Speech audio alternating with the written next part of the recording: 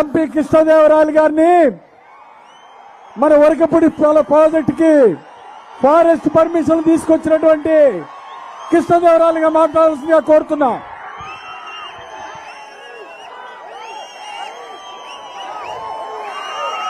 రా కదలిరా, ఒక పిలుపు, 2 రోజుల సమయం.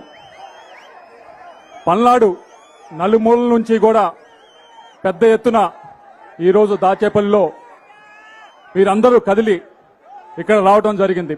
ఇక్కడికి వచ్చిన ప్రతి ఒక్కరికి కూడా పేరు పేరున హృదయపూర్వక నమస్కారం తెలియజేసుకుంటా ఉన్నాను.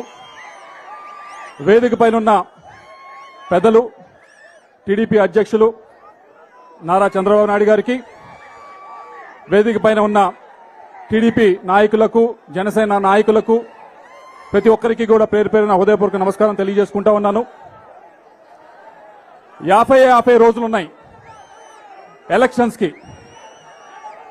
ఈ 50 రోజుల్లో ఈ ఎలక్షన్స్ కి అందరం కూడా సన్నద్ధం కావాలి.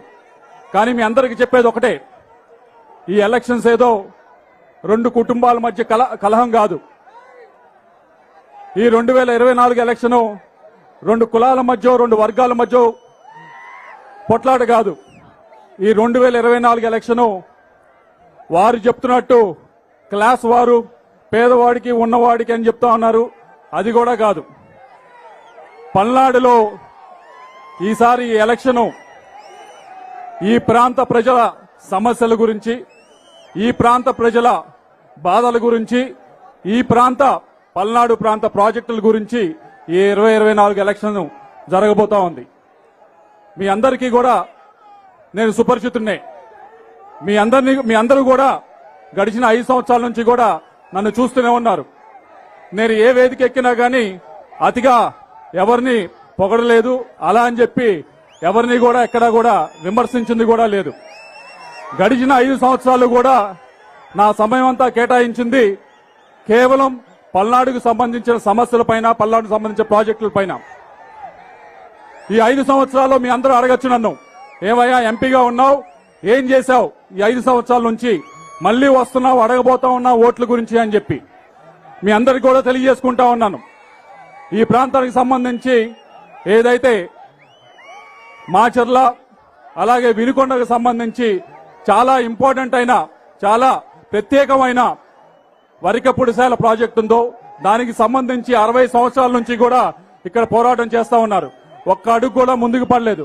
పడకపోవటానికి కారణం ఏదైతే ఫారెస్ట్ అనుమతులు రావాలో, ఫారెస్ట్ అనుమతుల కంటే కూడా మరీ ముఖ్యమైనవి అది టైగర్ రిజర్వ్ లో ఉంది. ఆ అనుమతులు రావాలి కేంద్ర ప్రభుత్వం నుంచి. ఆ 2 అనుమతులు కూడా ఈ 4 సంవత్సరాలు తీసుకొచ్చాం. ఆ ప్రాజెక్టు ఇంకా డబ్బులు కేటాయించడమే తప్పకుండా ముందుకు వెళ్తుంది. అలాగే ఈ ప్రాంతానికి సంబంధించి ఇప్పటికే ఒక మెడికల్ కాలేజు, కేంద్ర ప్రభుత్వం 3 మెడికల్ కాలేజీలు రాష్ట్రానికి ఇస్తే ఒకటి మన పల్నాడులో తీసుకురాగలిగాం. అలాగే 3,000 కోట్ల రూపాయలతో హైవేస్ ఈ పల్నాడుకి తీసుకురాగలిగాం. మొత్తం ఏ ఒక్క రూపాయి కూడా రాష్ట్ర ప్రభుత్వానికి కాదు, మొత్తం కూడా కేంద్ర ప్రభుత్వ ఖర్చుతో 3,000 కోట్ల రూపాయలతో చేయబోతా ఉన్నాం. అలాగే కుప్పంలో ఉంది, ఇజ్రాయెల్ దేశస్తులు కుప్పంలో ఈ ప్రాజెక్టు పెట్టారు. అదే ప్రాజెక్టు రైతులకు ఉపయోగపడుతుందని చెప్పి ఇజ్రాయెల్ ప్రభుత్వం చేత ఇక్కడ నకరికల్లో ప్రాజెక్టు పెట్టించడం జరిగింది.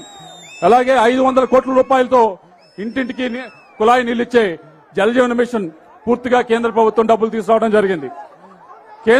కేంద్రీయ విద్యాలయాలు ఏ పార్లమెంట్ కైనా 1, 2 ఉంటాయి. అటువంటిది ఈ పార్లమెంట్ కి 4 తీసుకురావడం జరిగింది. ఒకటి మాచర్లో కూడా, మారుమూల ప్రాంతమైన మాచర్లో కూడా కేంద్రీయ విద్యాలయం తీసుకురావడం జరిగింది.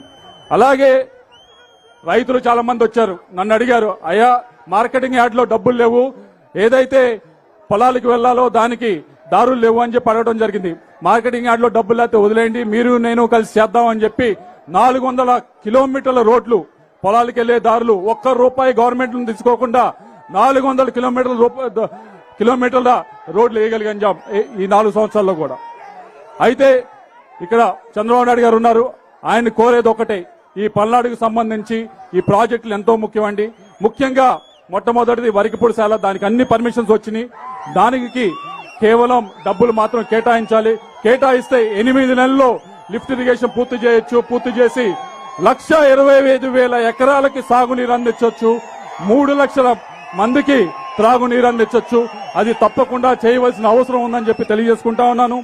అలాగే గోదావరి ఏదైతే గోదావరి నీళ్లు తీసుకొచ్చి మన సాగర్ కుడికాలలో కలపాలో కలిపితే ఇక్కడ దాదాపుగా 9 లక్షల కుడికాలువ కింద 9 లక్షల ఎకరాన్ని స్థిరీకరణ చేయొచ్చు. దాన్ని ఈ సంవత్సరం ఇక్కడ ఉన్న రైతులందరూ కూడా ఇబ్బంది పడతా ఉన్నారు. కృష్ణా జలాలు పైనుంచి రాక ఇక్కడ నీళ్లు లేక దాన్ని సుస్థిరం చెయ్యాలి అంటే కనుక స్థిరీకరణ చెయ్యాలి అంటే ఈ గోదావరిని తీసుకొచ్చి రైట్ కెనాల్ కలపాల్సిన అవసరం ఉంది. ఇది నెక్స్ట్ 5 సంవత్సరాల్లో చేయవలసిన ప్రాజెక్టు.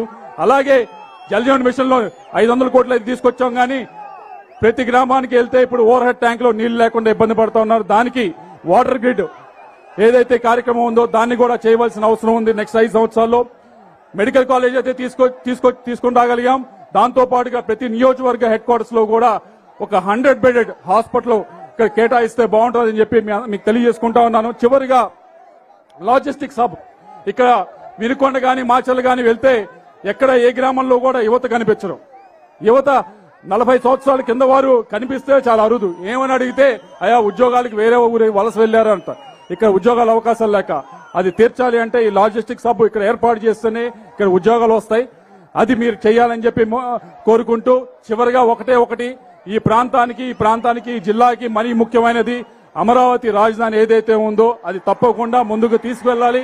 తీసుకువెళ్తే ఇక్కడ ప్రతి ఒక్కరికి కూడా పరోక్షంగా అమరావతి రాజధానితో పరోక్షంగా ప్రతి ఒక్కరికి కూడా ఉపయోగం ఉంటుంది అని చెప్పి మీకు తెలియజేసుకుంటూ అది ముందుకు తీసుకువెళ్లాలని మేము ప్రార్థిస్తూ చివరిగా ఒకటే కోరేది మీరందరూ కూడా ఎంతో అభిమానంతో ఇక్కడికి వచ్చారు. వచ్చిన ప్రతి ఒక్కరికి కూడా ధన్యవాదాలు తెలియజేసుకుంటా ఉన్నాను.